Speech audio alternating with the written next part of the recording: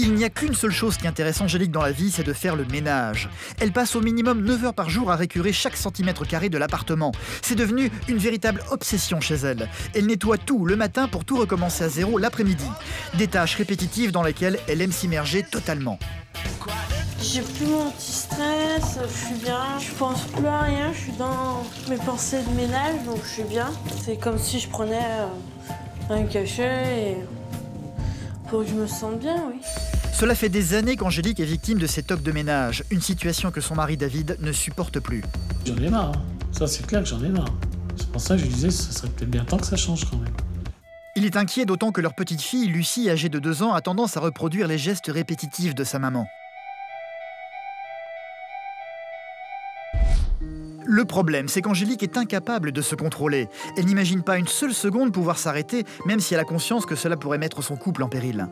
J'ai peur qu'un jour elle dise oh, j'en ai marre, je sais pas. Pourtant, David fait tout pour tenter de l'aider en commençant par lui faire admettre que ces tocs de ménage sont une véritable maladie. Tu sais que tu passes à côté de ta vie. C'est pour ça qu'il faut changer. Bah oui, mais j'aimerais bien, mais j'y arrive pas. Elle va finir par accepter de rencontrer une psychiatre spécialisée dans les problèmes d'addiction qui va très vite se rendre compte qu'Angélique se classe dans la catégorie des cas graves. Le chemin de la guérison ne va pas être simple pour Angélique, qui va devoir prendre sur elle pour tenter d'abandonner enfin tous ses rituels de ménage. Depuis mes 12 ans, je fais le ménage, c'est une obsession. Je pourris ma vie, je rends malade mon mari, ma fille, et je sais pas comment arrêter tout ça. J'en ai marre de vivre avec une femme de ménage. Moi, ce que je veux, c'est vivre avec ma femme. Donc, il faut qu'Angélique change. Aujourd'hui, elle n'a plus de vie sociale, plus de vie de couple. Et là, il faut vraiment qu'elle sorte de cet engrenage. Je suis convaincue qu'Angélique peut guérir. Il va falloir qu'elle s'y mette. Il va falloir qu'elle accepte de souffrir. Pas ritualiser ses souffrir. Si elle accepte ça, pas à pas, c'est sûr qu'elle va guérir.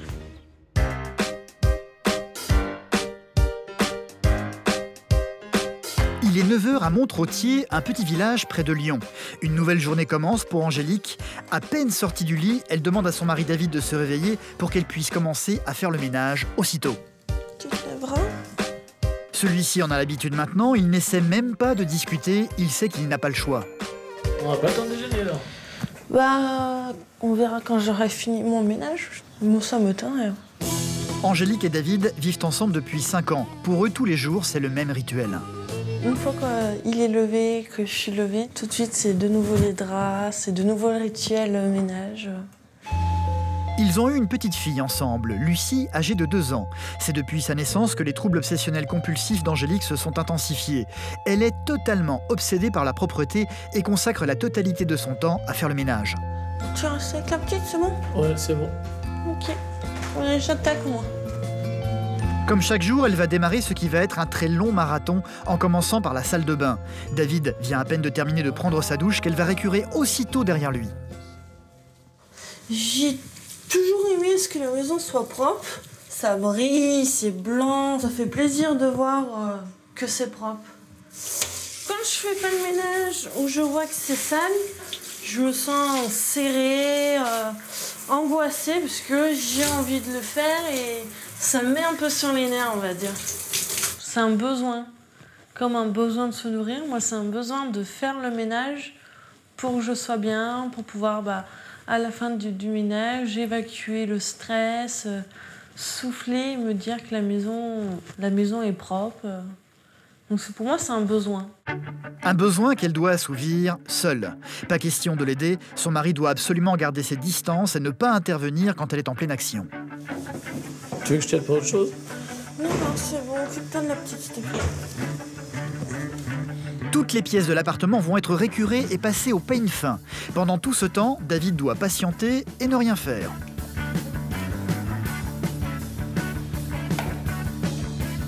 Dans la vie, il est technicien de surface actuellement en arrêt maladie depuis 6 mois à la suite d'un accident du travail. Et il a de plus en plus de mal à supporter les tocs de sa femme. Que tu fasses le ménage comme ça toute la journée, non, moi ça me fait pas bien plaisir. Comme là tu as fini, tu vas reprendre dans 5 minutes, tu vas reprendre autre chose. C'est toujours le même scénario, elle se lève, hop, elle part, ménage. Et elle commence toujours pareil, la même pièce, le même truc, toujours pareil. On a l'impression de voir un film, enfin, marche arrière, ça repart, marche arrière, ça repart. On a l'impression de voir toujours pareil. Donc ça devient pire, c'est même pire que de la routine. Cela fait 2 heures qu'Angélique est lancée dans son ménage et David commence à s'impatienter. Il sait que, comme tous les jours, elle doit passer l'aspirateur, dépoussiérer la maison, avant que leur fille Lucie ait enfin le droit de prendre son bain. Il n'a pas le choix, il doit attendre qu'Angélique ait fini son rituel. Alors David prend son mal en patience et attend.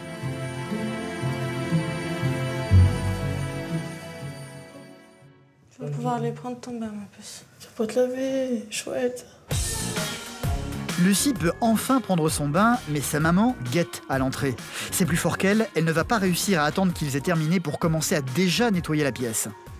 Tu bouges plus? Ouais, mais je bouge plus combien de temps? Pas le temps que ça sèche. Moi, je bouge plus, vas-y. Parce qu'après, moi, je bouge. L'appartement a déjà été entièrement nettoyé, ce qui ne va pas empêcher Angélique de tout recommencer, traquant la moindre poussière une nouvelle fois.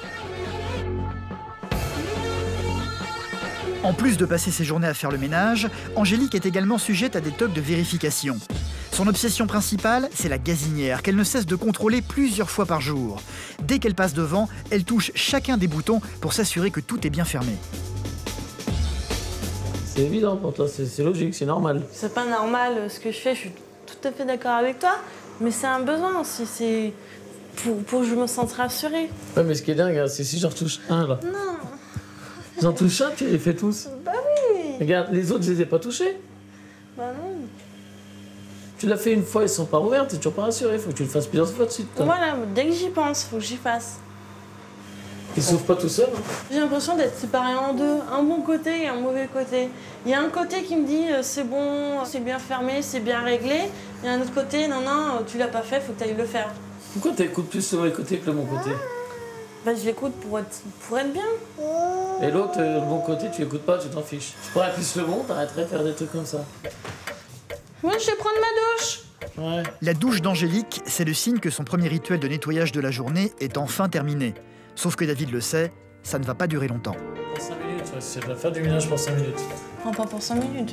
Bon, le temps de ta douche. J'ai terminé le ménage, je suis sale. Je sais que je suis sale une fois que parce que j'ai tout nettoyé. Donc j'ai l'impression que tout ce que j'ai nettoyé, c'est venu sur moi. C'est pour ça que dès que j'ai fini le ménage, il faut que j'aille prendre ma douche. Et comme le disait son mari, à peine lavée, elle sent le besoin irrépressible de se replonger dans les tâches ménagères aussitôt après. Je recommence, je recommence pas le ménage, mais il faut que j'ai les lessives à faire. Donc du coup, je ne repense plus à moi et c'est rebelote au ménage. L'origine de ces obsessions n'est pas simple à déterminer. Angélique a tout de même le souvenir d'une maman très sévère qui l'a obligée à partir de 12 ans à prendre en charge le ménage du domicile familial. Depuis ce jour, son obsession du nettoyage permanent n'a cessé de s'aggraver. Au fil du temps, c'est devenu pour elle un moyen d'évacuer ses angoisses. Je faisais le ménage chez mes parents parce que ma maman demandait tout le temps à ce que je fasse le ménage. Donc je faisais le ménage à manger. Donc au départ, c'était pour faire plaisir. Mais à la fin, ça devenait essentiel pour moi pour que je sois bien. Aujourd'hui, Angélique est devenue esclave du ménage. Toutes ses journées sont rythmées par le nettoyage et rien ne parvient à l'arrêter. Pas même son mari David ou sa fille Lucie. J'ai l'impression que c'est primordial pour toi le ménage. Primordial, oui et non, c'est... C'est prioritaire. Sur nous. Ménage. Bah oui. C'est prioritaire sur nous. Si ton ménage passe avant nous. Bah oui, mais tu sais bien, faut que je fasse ça pour que je sois bien. C'est pas pour m'amuser que je passe mon temps à faire ça. Tu le sais que tu passes à côté de ta vie. C'est pour ça qu'il faut changer. Bah oui, mais j'aimerais bien, mais j'y arrive pas. C'est pas en claquant des doigts que là, tiens, je claque du doigt, je fais plus de ménage. C'est pour ça qu'il y a des spécialistes. Pour savoir si ça se soigne, ça je sais pas. Pour moi, c'est maladif. Hein.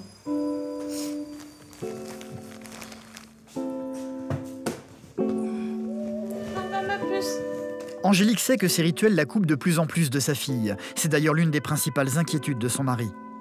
Tu te rends compte que t'as pas pris 5 minutes pour jouer avec la petite? 5 minutes. Tu pourrais bien prendre 5 minutes. Oui, je vais prendre 5 minutes. Une petite Lucie qui a tendance par mimétisme à reproduire les gestes de sa maman. Tu nettoies? C'est sale? Elle a pas assez lavé, maman? J'aimerais qu'elle soit pas du tout comme moi, non, non. C'est vrai que... Après, c'est pas une vie, donc j'ai pas envie qu'elle gâche sa vie. Comme toi, tu gâches la tienne, quoi. T'as peur qu'elle fasse pareil. Qu'elle devienne pareil. Parce que pour elle, c'est un jeu pour l'instant, mais plus tard. Oui, Et elle apprend très vite. tu fais pas. Et même là, tu peux pas t'empêcher d'y essuyer.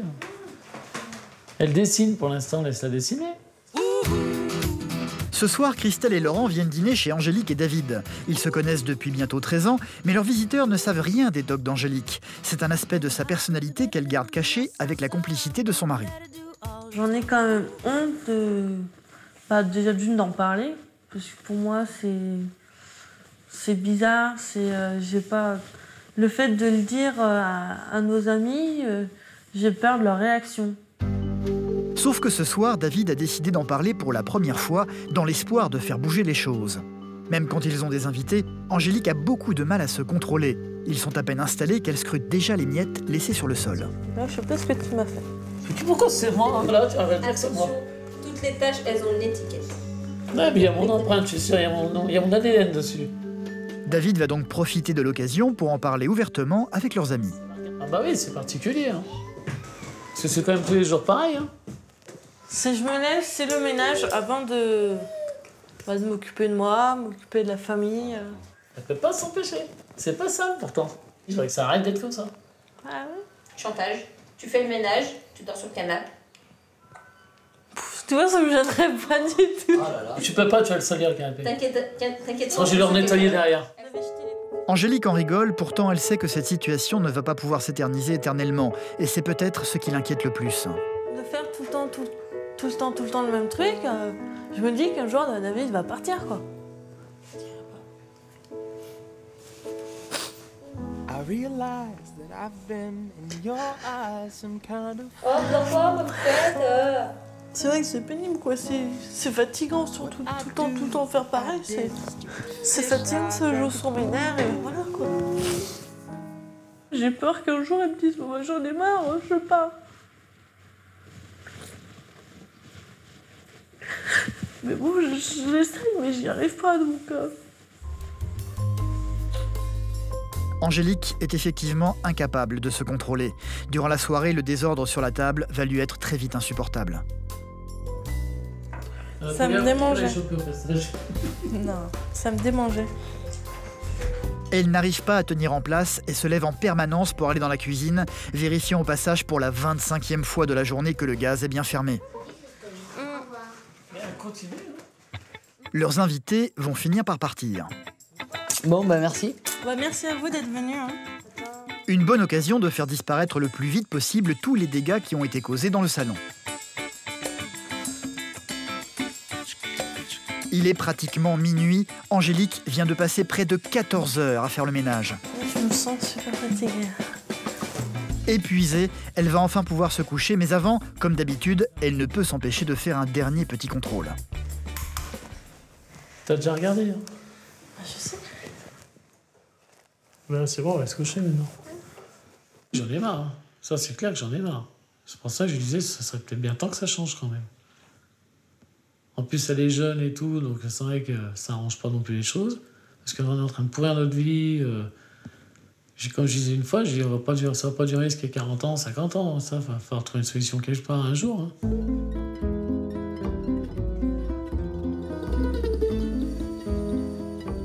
Pour David, Angélique est atteinte de TOC, un trouble obsessionnel compulsif, et elle doit absolument se faire aider.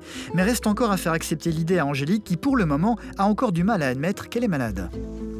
Tu remarques quand même que t'as un souci ou pas? Bah oui. Donc pour toi, ce serait quoi? Je sais pas. C'est maladie. Pour toi, c'est maladie ou pas?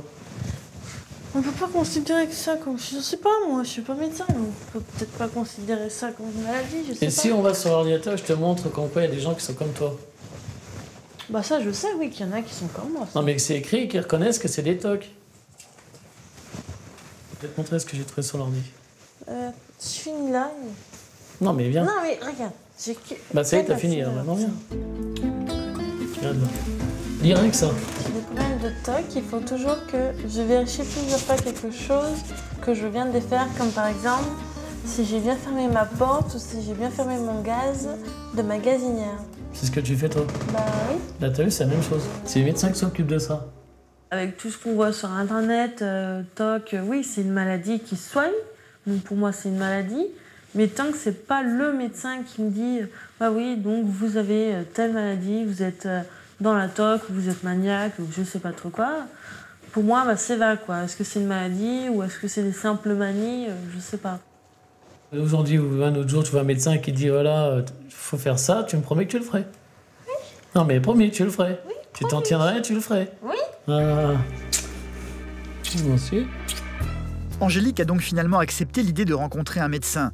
David va donc sauter sur l'occasion. Il a pris contact avec une psychiatre de la région, le docteur Monique Ray, spécialisée dans les troubles obsessionnels compulsifs. C'est une semaine plus tard que celle-ci va venir à leur rencontre chez eux. Je peux vous toucher la main? Angélique. C'est possible. Oui, Angélique, oui, oui. Monique, Bonjour, David. David Et Lucie. La priorité de la psychiatre va être tout d'abord de découvrir les lieux où se manifestent tous les TOC d'Angélique. L'objectif va être de chiffrer le temps qu'elle passe à faire le ménage dans chaque pièce. Donc là, on a la cuisine. Donc là, c'est un endroit où vous passez combien de temps par jour? Globalement. 4 heures? Plus. Plus. Je pense plus. 5 heures, 6 heures? On va dire à peu près 5 heures. 5 heures. Est-ce que vous pensez que c'est le temps moyen de Madame Tout-le-Monde? Je trouve que ça fait beaucoup. Vous pensez que ça fait beaucoup? Oui. Bien. Eh bien, écoutez, c'est un bon début, Angélique. Montrez-moi les autres pièces. La psychiatre va bien se garder de tirer des conclusions hâtives. Ce qui l'intéresse, c'est de savoir de quelle manière Angélique perçoit sa maladie. Vous diriez quoi? Vous êtes légère, moyenne ou sévère? Moi, je dirais moyenne. Il a été établi qu'Angélique passe en moyenne 9 heures par jour à faire le ménage. Un chiffre conséquent qui va permettre de connaître le taux de gravité de la maladie. Le diagnostic de TOC, c'est au-delà d'1 heure par jour. Oui. Et donc, on va poser la question, est-ce que c'est moins d'1 heure? Est-ce que tu es entre 1 heure et 3 heures? Est-ce que c'est en 3 heures en 8 heures? Ou est-ce que c'est au maximum plus de 8 heures? Et vous, vous êtes au maximum plus de 8 heures. Donc déjà, à mon avis, moi, vous êtes un trouble grave, sévère, au-delà de 25.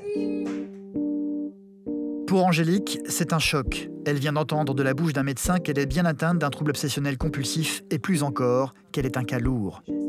Moi, je vous dis, ça va s'aggraver. Ça va pas s'arrêter là. Et quand je vous dis que vous pouvez, vous, intervenir et guérir en acceptant d'être frustré, mais vous l'accepteriez, la frustration? Oui. Le TOC s'aggrave avec les rituels et le TOC se guérit avec l'arrêt des rituels.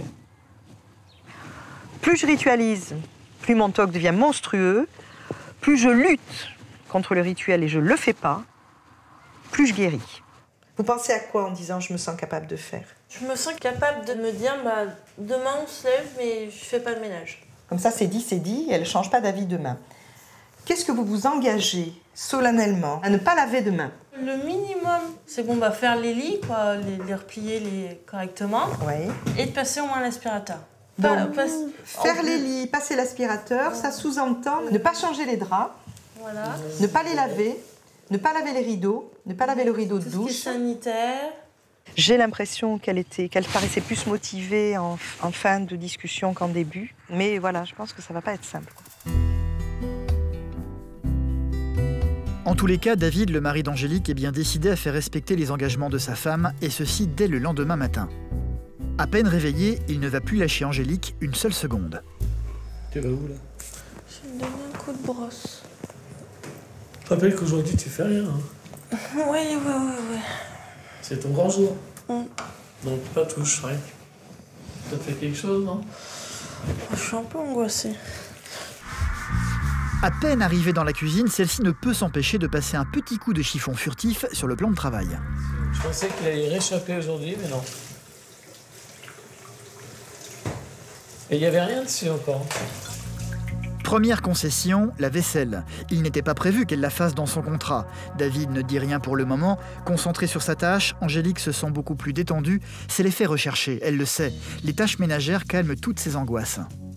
J'ai plus mon petit stress, je suis bien. Je pense plus à rien, je suis dans mes pensées de ménage, donc je suis bien. C'est comme si je prenais un cachet pour que je me sente bien, oui.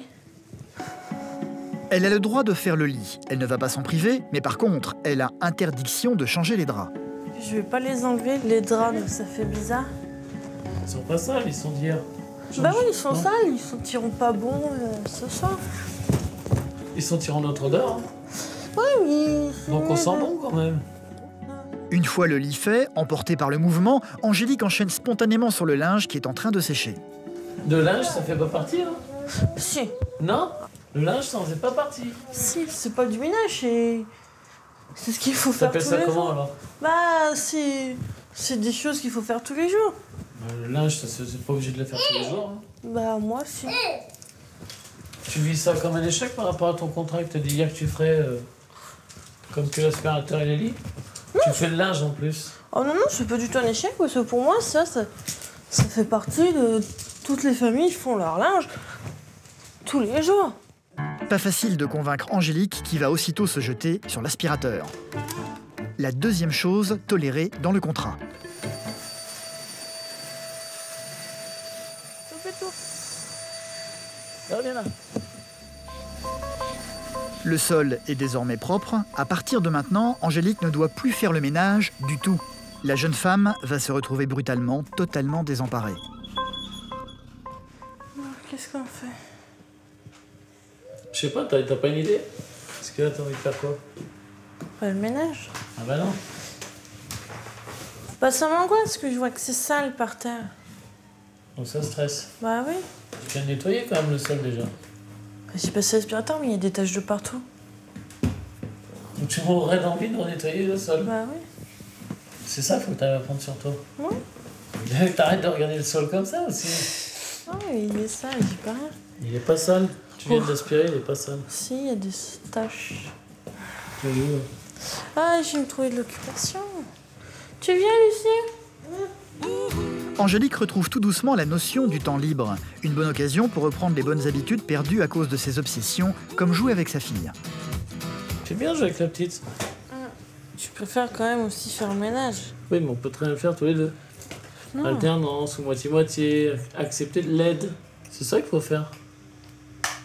C'est le but, hein. D'accepter. Ça me stresse, ça m'angoisse. Oui, donc en même temps, le médecin il t'a bien dit, hein, tu risques de souffrir Je sais, en acceptant. je sais.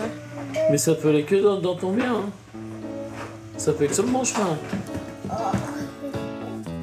Comme Angélique semble vivre de plus en plus mal le fait de ne pas céder à ses pulsions, David va prendre la décision de la sortir de la maison pour fuir toutes les tentations. Allez, on sort. Au lieu de rester sans rien faire. On va changer d'habitude, rester enfermé. Une petite balade champêtre s'impose, même si l'envie dévorante de retourner faire le ménage ne quitte pas une seule seconde les pensées d'Angélique. Il y a d'autres occupations que le ménage. Oui, je sais bien. Il y a beaucoup de choses comme occupation. Il y a beaucoup d'autres occupations. Ouais. Tu vois, c'est mieux de devoir sortir, ça te fait moins penser à ton ménage. Oui, je suis tout à fait d'accord. Ah. Donc c'est déjà bien. Oui. Je suis très fier d'elle quand même. Je pensais pas que du jour au lendemain, déjà, elle pourrait déjà faire quelque chose comme ça. Moi, je pensais déjà au début qu'elle allait continuer un peu plus du style, commencer à faire un peu de ménage, tout ça. Mais non, elle a quand même bien démarré quand même. Une balade qui va se prolonger jusque dans la soirée. Angélique n'a donc pratiquement pas fait le ménage de la journée. Il était prévu qu'à l'issue de cette première expérience, ils aillent de nouveau rencontrer Corinne, la psychiatre, pour faire le point. Ils ont rendez-vous avec elle dans l'hôpital où elle travaille et où elle désire faire rencontrer à Angélique des patients internés qui ont les mêmes troubles qu'elle. Ça me stresse de rencontrer... rencontrer... Les gens qui ont la même chose que toi. Voilà, faire une évaluation de moi, savoir exactement... C'est le suspense. Elle pense que c'est plutôt quand même sévère, donc... Allez, va go, on va y voir ça. Mais ce qui intéresse en priorité leur médecin, c'est de savoir si Angélique est parvenue à faire des efforts aujourd'hui pour maîtriser ses pulsions. Elle a tenu son Un petit peu. Pas entièrement. Alors, qu'est-ce qu'elle a fait? Moi, j'ai respecté quand même ce qui était au niveau du lit et l'aspirateur. Mais j'ai fait le linge. Et la vaisselle. Et la vaisselle. Vous avez dit, je veux passer l'aspirateur, ça c'est tout. Oui. mais je ne vais pas laver tous les draps. Ça vous l'avez fait? Oui. Eh bien, c'est parfait. Corinne va ensuite entraîner Angélique dans une grande salle où sont réunis 13 de ses patients qui tous sont internés dans l'hôpital pour tenter de guérir de leur TOC. On va faire un tour. Là, on va faire un tour comme un tour de table et vous allez vous présenter. Donc, il y a vous donnez votre prénom et vous dites pourquoi vous êtes là. Le but est de l'installer face à tous ces inconnus pour qu'elle se rende compte que son cas n'est pas isolé. Je m'appelle Edith, j'ai des TOC de lavage et de contamination. J'ai peur de tout ce qui vient de l'extérieur. Donc ma maison, c'est une bulle stérile. Et je lave aussi bien les personnes que les objets. Tout ce qui rentre dans ma maison. Les courses, mon mari, mes enfants. Moi, je m'appelle Ophélie, j'ai un TOC de contamination. Mais moi, en fait, il ne concerne qu'une personne, c'est mon frère. Pour moi, mon frère est sale. Donc tout ce qui est en contact avec, objet ou personne, devient sale automatiquement. Je m'appelle Jamila, j'ai des TOC de contamination et de lavage. J'ai peur des microbes, j'ai peur de la saleté, mais je ne sais pas pourquoi. J'arrive un peu plus à me retrouver en toi. Parce que moi, c'est un peu tout ce qui est saleté, faut pas qu'il y ait de poussière par terre. La psychiatre va tenter maintenant de déterminer l'importance du trouble d'Angélique. À quel point est-elle vraiment atteinte? Est-ce que vous avez l'impression que vous obéissez à ce TOC? Est-ce que c'est lui le mettre à bord? Vous arrivez à lui dire non? Ce matin, oui, mais les autres jours, non. Donc, on considère que vous n'avez pas de contrôle. Par rapport à vos rituels, on avait dit plus de 9 heures, donc on est à 19. Et on est donc à un TOC à 39 sur 40. Voilà. Alors, c'est pas une médaille sympa. On va vous donner la médaille du TOC archi sévère. Ça donne le droit d'entrer ici. Mais voilà, en dessous de 35, on n'a pas le droit de rentrer. Quand elle m'a dit que, bon, effectivement, j'avais cette maladie-là et que j'étais à tel taux, j'étais un peu quand même, pas énervée ni angoissée, mais un peu triste du résultat parce que c'est énorme. Mais à la fois, voilà, maintenant, je sais que j'ai ça, donc je me sens mieux, oui. Tout le monde là est hospitalisé. Alors est-ce que du coup ça vous fait un petit peu peur, ça? Est-ce que vous vous dites, oulala, s'ils sont tous hospitalisés, peut-être qu'il va falloir que j'y songe aussi? Est-ce que ça c'est inquiétant? Je me dis, est-ce qu'il n'y a que ça comme solution ou... Parce que c'est vrai que moi, j'ai pas trop envie de quitter mon mari, donc... Je voulais pas vous faire pleurer. Vous voyez, c'est vrai, je n'arrête pas de faire pleurer les gens. Bon, je voulais pas vous faire de la peine. L'expérience a été éprouvante pour Angélique. C'est tout de même souriante qu'elle va sortir de l'hôpital, heureuse d'avoir eu cette rencontre avec tous ces patients qui, comme elle, partagent les mêmes troubles. Je me sens mieux parce que je me sens moins bizarre parce que j'ai fait la connaissance d'autres personnes qui sont comme moi. La même chose que toi. Voilà, que je pensais qu'il y avait que moi au monde qui faisait ça. Une chose est certaine, la réaction de sa femme face au conseil de la psychiatre est un énorme soulagement pour David. Tu as pris conscience en fait que tu es malade et qu'en fait ça soigne, en fait, que tu peux te faire soigner? Oui, j'appréhendais donc le traitement et tout, donc maintenant je vais déjà essayer l'extérieur et on verra bien si ça marche ou pas. C'est tout. Ok. Bon allez, on rentre. Et tu touches pas au ménage en rentrant? Non, manger, dodo. J'ai l'impression que c'est une nouvelle vie qui va se refaire, oui. J'ai l'impression que maintenant on sera plus en famille et non pas qu'une femme de ménage qui attaque du matin, quoi. Je pense que j'ai encore beaucoup de boulot à faire, mais je pense que voilà, j'ai franchi déjà le premier pas. Donc si j'ai franchi le premier pas, je vais pouvoir continuer. Ça n'est que le début, bien sûr, et le combat est loin d'être encore gagné, d'autant que pour le moment, elle veut toujours éviter l'hospitalisation en tentant de guérir toute seule chez elle. C'est le soir même que David va revenir à la réalité. Ce matin, Angélique n'a pas eu le droit de laver les draps. Pour elle, ils sont sales. Se coucher va donc être un vrai problème. Non, ça sent pas bon. Enfin, ça sent rien. Essaye quand même, va sentir. Essaye. J'ai senti, ça sent rien, c'est neutre, il n'y a pas aucune odeur. Il n'y a aucune odeur. Essaye. De toute façon, tu veux faire sans essayer. Essaye, après on verra si c'est vraiment... si tu peux pas, si c'est insoutenable, t'en mettras. Alors dis-moi. Ça y est. Hein? Ça sent rien quoi? Ça va t'empêcher de dormir? Bah oui. Ah, mais non. Incapable de se retenir, Angélique va se relever pour asperger les draps avec du parfum. Ah non, tu m'asperges pas la lettre. Ouais,